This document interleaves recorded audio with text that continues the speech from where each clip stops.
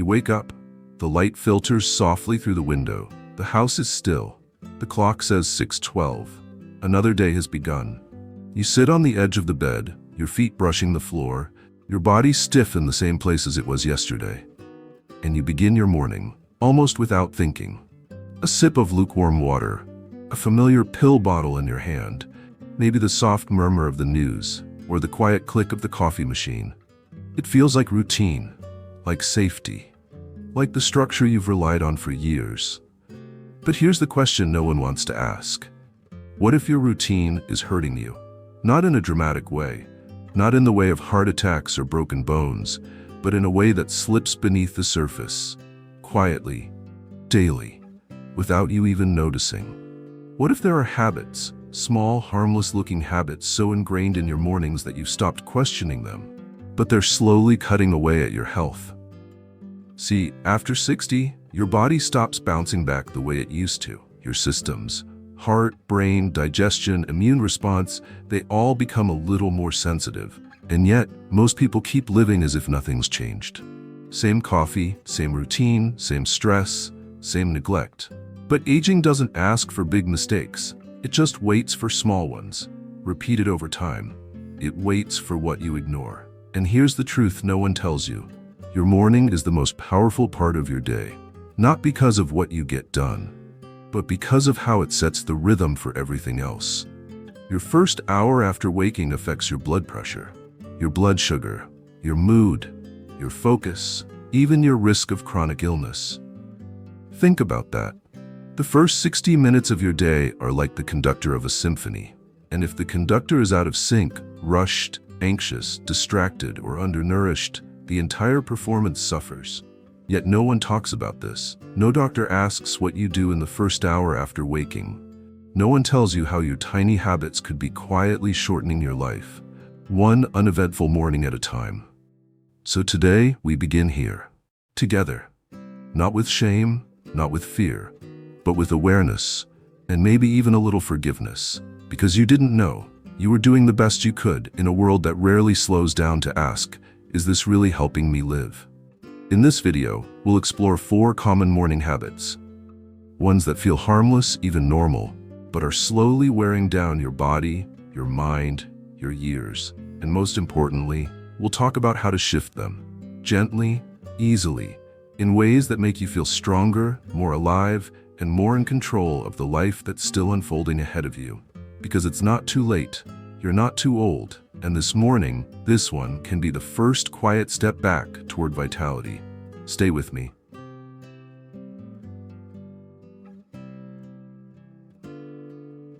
So now you know, 4 simple morning habits, so ordinary, so familiar, yet each one has the power to quietly pull you away from the life you still deserve to live. Not through pain, not through loud warning signs, but through slow erosion of energy, of clarity, of strength, of joy. And here's the most beautiful part. None of this is irreversible, because every single morning, you are offered a choice, not a grand transformation, not perfection, just a small, gentle shift.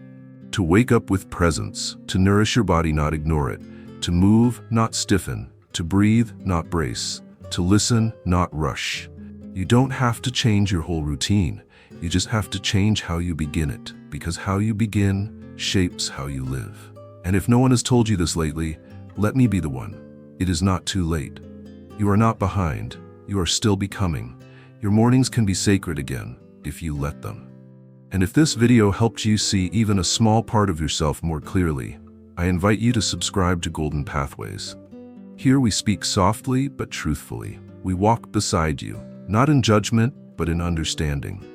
Because aging isn't something to endure, it's something to honor. You still have time, not to chase what's gone, but to protect what matters now. Start with tomorrow morning. Start with one breath and begin again.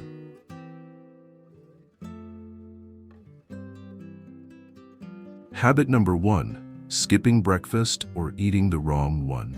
Let's begin with something you might think is harmless or even helpful. Skipping breakfast. You might say, I'm not hungry in the morning, or I just have coffee, that's enough. Or maybe you grab something quick, toast, a muffin, a few crackers, just to keep going. But here's the truth most people never hear. After 60, skipping breakfast isn't a neutral choice. It's a message to your body. Run on empty, you'll be fine. And for a while you are. Until you're not. You see, your body wakes up in a delicate state. Your blood sugar is low. Your stress hormones like cortisol are high, trying to help you rise, to move, to function. But if you don't give your body real nourishment, you stay stuck in that stress state. Cortisol remains elevated, blood sugar wobbles, your metabolism slows even more. And here's where it becomes dangerous. This internal imbalance, repeated day after day, year after year, becomes the quiet root of chronic conditions. High blood pressure, diabetes, brain fog, fatigue that no nap can fix. Studies show that older adults who regularly skip breakfast are at a significantly higher risk of heart disease and stroke. Not because they're eating less, but because they're skipping the one meal that could stabilize everything from hormones to circulation. Now let's talk about the second mistake, eating the wrong breakfast. What does that mean? It means reaching for quick sugar. It means cereals loaded with sweeteners, white bread, flavored yogurts, breakfast bars that look healthy but act like candy. You don't notice the damage in one day, but over time, it builds. Spikes in blood sugar lead to crashes. Crashes lead to cravings. Cravings lead to poor choices. And poor choices made in the quiet of morning echo into your energy, your memory, and your weight, even your mood. So what should breakfast look like? It should be gentle, balanced, supportive, a small bowl of oatmeal with chia seeds and walnuts, a boiled egg with sliced avocado, half a banana with a spoonful of almond butter. Even a smoothie, if it has fiber, healthy fat, and protein, can change how your body carries itself through the day. This is not about eating more, it's about eating smart. Because after 60, food isn't just fuel, it's medicine. It's prevention. It's what tells your body, I care, I'm listening, I want to be here. So the next time you think I'm fine without breakfast, ask yourself, am I surviving my mornings or am I supporting my life? You deserve more than coffee and habit. You deserve nourishment that loves you back, and it starts tomorrow morning.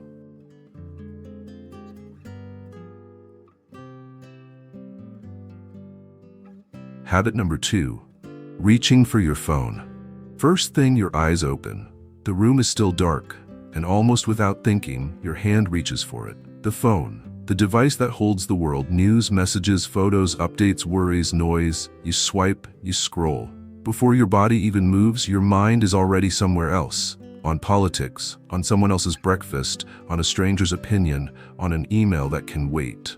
It feels like a small thing, a habit everyone has. But here's what we now know. Your brain, especially after 60, is deeply sensitive in the first minutes of your day. That's not an opinion. That's neuroscience. You see, when you wake up, your brain is in a gentle theta state, a quiet, impressionable rhythm between sleep and full alertness. This state is when your mind is most absorbent. It's when memories are formed, when emotions are fragile, when your nervous system is still soft and open. And what do we pour into that delicate window? Noise, notifications, alerts, comparisons, negativity. Your body hasn't stretched, your breath hasn't deepened, but already your nervous system is tightening. Already you're reacting before you've even fully arrived into your day. It's not just about stress, it's about what kind of signal you're sending to your brain. Wake up to tension, wake up to problems, wake up to urgency that isn't yours. Over time, this habit rewires your response to mornings. Instead of peace, you feel pressure. Instead of clarity, you feel clutter. And you carry that energy into every corner of your day without even realizing it. Now here's something you may not know. Studies have shown that people who begin their day with screen exposure in the first 15 minutes experience higher levels of anxiety and decreased cognitive performance, especially as they age. Your memory, your mood, your ability to focus, it all gets clouded. Not because of age alone, but because of what you're feeding your brain in those quiet, golden moments. So what can you do instead? Try this. Keep your phone in another room, or at least out of reach for the first 20 minutes after waking. Let your eyes adjust to the light. Let your breath deepen. Drink a glass of water. Step outside if you can. Say a few words of gratitude, or simply just sit with yourself before the world floods in. Give your mind a soft beginning, a clean canvas. Because the way you start your day doesn't just shape your morning. It shapes your brain's rhythm, your mood, your resilience, and ultimately, your health. Your phone will wait. But your peace, once disturbed, takes much longer to return.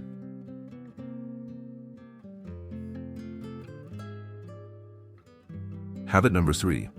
Sitting too long after waking, you wake up. Maybe you stretch a little. You shuffle out of bed slowly, carefully. You head to the kitchen. The floor is cool. The air is still. You fix your morning drink, coffee, tea, warm water with lemon, and then, almost automatically, you sit down. You deserve a moment of quiet, a pause before the day begins. You've earned it. But here's what we often don't realize. When we sit too long after waking up, we're quietly telling our body to slow down when it's asking us to gently start moving. This isn't about shame or guilt. It's about understanding the design of your body and how aging changes the way your body responds to stillness. You see, during the night, everything slows down. Your circulation, your lymphatic drainage, your joint lubrication, they all enter a kind of suspended state. When you wake, the body expects a signal. It's time to begin again.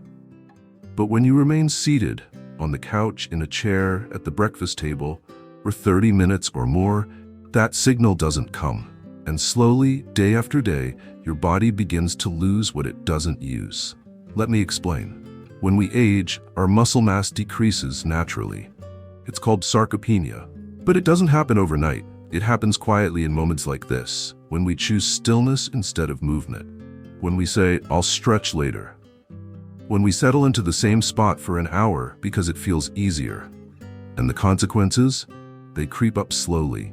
You begin to notice your knees are stiffer. Your balance feels just a bit off. Your lower back aches more than it used to. Your legs tire more easily, even with short walks. It's not just aging. It's the compounding effect of immobility, especially in the morning. Because morning is the body's natural invitation to restore momentum. And when we ignore that invitation, we begin to weaken the very systems we rely on to stay independent. Think about this. When you sit for too long in the first hour of the day, your blood doesn't circulate properly. Your brain receives less oxygen. Your digestion slows. Your joints stay inflamed. And your posture, already under strain, becomes a little more rigid. You might not feel it right away, but over time, these subtle effects accumulate.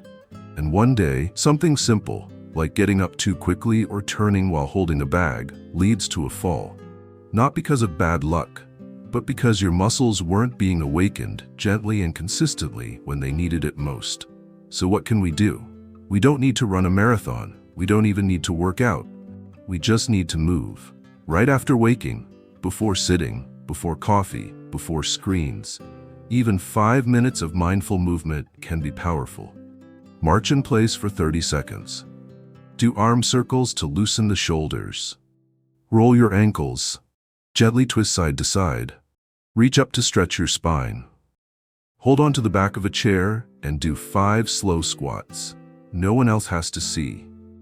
It doesn't have to be perfect, but it has to happen. Because when you move your body in the morning, you're not just helping your muscles, you're waking up your brain, you're calming your nervous system, you're telling your bones and joints, I still want to live fully, I still care about this body. So tomorrow morning before you sit, just pause and ask, can I move for a moment first? You may be surprised how much it changes, not just your day, but your entire future.